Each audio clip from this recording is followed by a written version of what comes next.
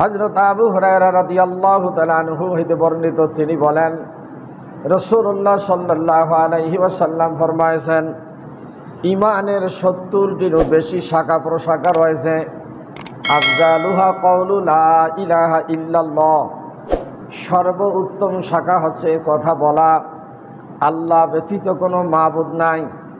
ওয়া আদনাহা ইমাতাতুল আজা আনিত তরিক, আর সবচেয়ে নিম্নতম শাখা হচ্ছে রাস্তা থেকে কষ্টদায়ক বস্তু সরে ফেলা। মুত্তাফাকুন আলাই, বুখারী মুসলিমের হাদিস। আল্লাহ নবী বললেন 70টিরও বেশি শাখা প্রশাখা আছে, সবচেয়ে বড় শাখা এ কথা বলা লা ইলাহা ইল্লাল্লাহু মুহাম্মাদুর রাসূলুল্লাহ। এই কথার উপর আপনার ইস্তেকামাত থাকা, এই কথাই 1 নম্বর ঈমানের বড় শাখা। আল্লাহ ব্যতীত কোনো মাবুদ নাই, তিনি ব্যতীত কোনো সৃষ্টিকর্তা নাই, তিনি ব্যতীত কোনো আইনদাতা নাই, তিনি ব্যতীত কোনো বিধানদাতা নাই, তিনি ব্যতীত কোনো পালনকর্তা নাই। জোরে বলি সুবহানাল্লাহ। এই কথাগুলোর উপর অটল থাকা।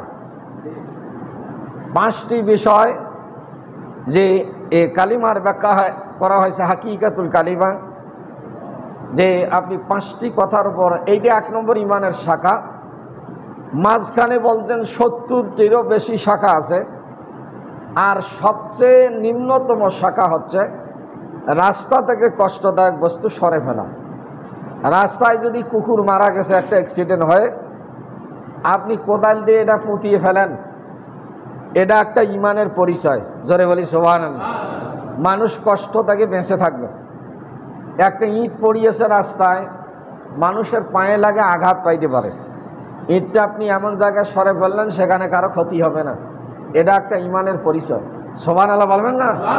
খালি নামাজ পড়া ঈমানের পরিচয় নয়, নামাজ পড়াও একটা ঈমানের পরিচয়, কিন্তু এটাও ঈমানের পরিচয় রাস্তা থেকে কষ্টদায়ক বস্তু সরে ফেলা। ঈমান সবচেয়ে বড় মূল্যবান সম্পদ। আপনি যত আমলকারী হন, ঈমান যদি নষ্ট হয়ে যায় তাহলে সব বরবাদ। জোরে বলি নাউজুবিল্লাহ। এখন এই যে আপনি আল্লাহকে এক হিসেবে মানিয়ে নিতেই পারেন না। এখন অনেকে মাঝে মাঝে একজন আল্লাহ কি এত কিছু নিয়ন্ত্রণ করা সম্ভব?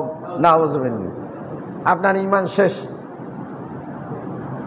এখন যেমন মুশরিকেরা আল্লাহকে ঈশ্বর মানে, কেউ গড মানে, কেউ ভগবান মানে। এখন এরকম তো মানে, তারপরে আবার বিভিন্ন দেবদেবীর পূজা করে, আল্লাহর সমকক্ষ মনে করে যে এরা আমাদের কাজে লাগবে। জোরে বলি নাউজুবিল্লাহ।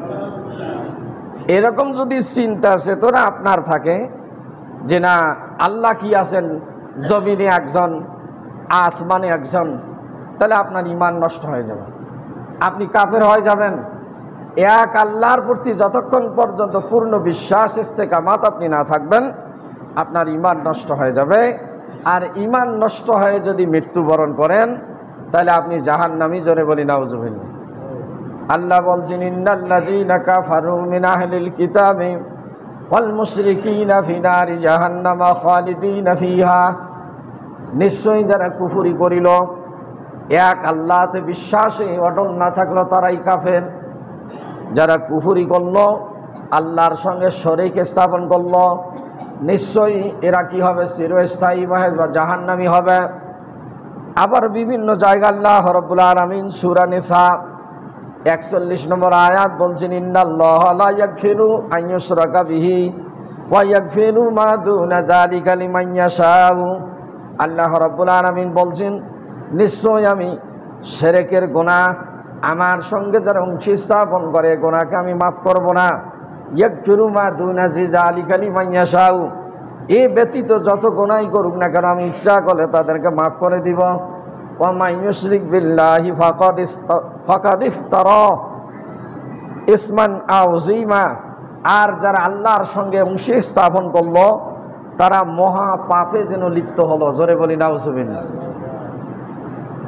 বিভিন্ন জায়গায় আল্লাহ রাব্বুল আলামিন বলছেন, লা ইন আশরাকতা লা ইয়াহবাতান্না আমালুকা ওয়া লা তাকুনান্না মিনাল খাসিরিন। আল্লাহ রাব্বুল আলামিন বলেন, যারা আমার সঙ্গে শরীক স্থাপন করবে, লা ইয়াহবাতান্না লাম তাকিন নুন তাকিন সকিলা, আল্লাহ পাক দৃঢ়তা দিয়ে বলছেন অবশ্যই অবশ্যই তার সমস্ত আমলগুলো নষ্ট হয়ে যাবে। আর কি হবে? ওয়ালা তাকুনান্না মিনাল খাসিরিন, অবশ্যই সে ক্ষতিগ্রস্তের মধ্যে অন্তর্ভুক্ত হবে। জোরে বলি নাউজুবিল্লাহ। এখনকার ইহুদিরাও আল্লাহকে 3 খোদা মানে, খ্রিস্টানেরাও মানে, তাহলে এরাও মুশরিক। এই জন্য আল্লাহর সঙ্গে শরীক স্থাপন করা 1 নম্বর ঈমান ধ্বংসের হাতিয়ার। যদি ভুলক্রমে মনে মনেও আপনি এ চিন্তা করেন যে এটা নিয়ন্ত্রণ করা সম্ভব নয় একজনের জন্য, যে আসমানে একজন, 2 জন, জমিনে একজন, এগুলো যদি কল্পনা আসে তাহলে ঈমান নষ্ট হয়ে যাবে। তাহলে আপনার আবার ইস্তেগফার পাঠ করে নতুন করে কলেমা পড়ে ঈমান আনতে হবে। এই জন্য আল্লাহর সঙ্গে শরীক করা, এই শিরকের অনেক কথা আছে, শিরকে আকবার, শিরকে আসগার, শিরকে খফি, শিরকে জলি, শিরক নিয়ে অসংখ্য কথা কোরআন হাদিসে আছে। যে এই আল্লাহর সঙ্গে অংশী স্থাপন করা 1 নম্বর ঈমান নষ্ট হওয়ার হাতিয়ার। এই জন্য এর থেকে আমাদেরকে বিরত থাকতে হবে। আল্লাহ এক, বিনা দলিলে আল্লাহ এক। এই আল্লাহ একের অসংখ্য দলিল আল্লাহ পাক কোরআনে দিয়েছেন, ওগুলো আলোচিত হয়েছেন। কুল হু আল্লাহু আহাদ আল্লাহুস সামাদ লাম ইয়ালিদ ওয়া লাম ইউলাদ ওয়া লাম ইয়াকুল লাহু কুফুয়ান আহাদ। তার পরিচয় সম্পর্কে আয়াতুল কুরসি, হাসরের শেষের আয়াত, তারপরে সূরা ইখলাস, এরকম অসংখ্য জায়গায়, সূরা হাদিদ, বিভিন্ন জায়গায় হুয়াল আউয়ালু ওয়াল আখিরু ওয়াল জাহিরু ওয়াল বাতিনু, এগুলো অনেক পরিচয় আল্লাহ পাক তার নিজের দিয়েছেন। এভাবে আল্লাহ পাক তার বড়ত্ব, তার পরিচয় বিভিন্ন জায়গায় বর্ণনা করেছেন। এর উপর ইস্তেকামাত থাকা, আল্লাহ এক।